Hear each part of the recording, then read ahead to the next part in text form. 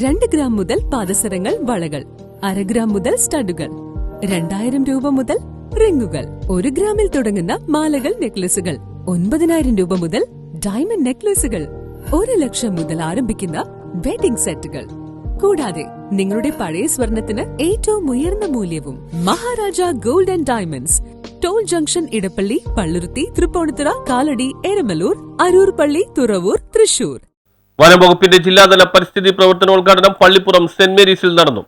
കേരള വനം വന്യജീവി വകുപ്പിന്റെ എറണാകുളം ജില്ലാതല പരിസ്ഥിതി പ്രവർത്തനങ്ങളുടെ ഉദ്ഘാടനം പള്ളിപ്പുറം സെന്റ് മേരീസ് ഹൈസ്കൂളിൽ നടന്നു. പള്ളിപ്പുറം ഗ്രാമപഞ്ചായത്ത് പ്രസിഡന്റ് രമണി അജയൻ അധ്യക്ഷത വഹിച്ച യോഗത്തിൽ Vypin MLA K N Unnikrishnan ഉദ്ഘാടന കർമ്മം നിർവഹിച്ചു. പള്ളിപ്പുറം കൃഷിഭവന്റെ നേതൃത്വത്തിൽ നടക്കുന്ന പച്ചക്കറി തൈ വിതരണത്തിന്റെ ഉദ്ഘാടനവും എംഎൽഎ നിർവഹിച്ചു. എറണാകുളം മധ്യമേഖല ഫോറസ്റ്റ് കൺസർവേറ്റർ ഇന്ദു വിജയൻ മുഖ്യപ്രഭാഷണം നടത്തി. കോട്ടപ്പുറം രൂപത educational agency general manager reverend father Sibin Kallarakkal പരിസ്ഥിതി ദിന സന്ദേശം നൽകി. CP Pallippuram deputy forest conservator Fen Antony, പ്രധാനാധ്യാപകൻ സേവർ പുതുശ്ശേരി, പള്ളിപ്പുറം കൃഷി officer Athirachandran, PTA vice president K N Murugan, range forest officer CR Sindhumathi എന്നിവർ സംസാരിച്ചു.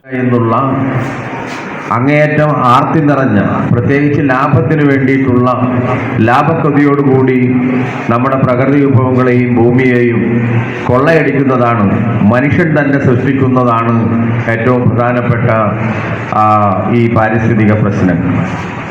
പ്രത്യേകിച്ച് വ്യവസായ വിപ്ലവത്തിൻ്റെ എല്ലാം കാലത്ത് പരിസ്ഥിതി സൗഹൃദമായ വികസനങ്ങളല്ല പൊതുവെ നടന്നിരുന്നത്.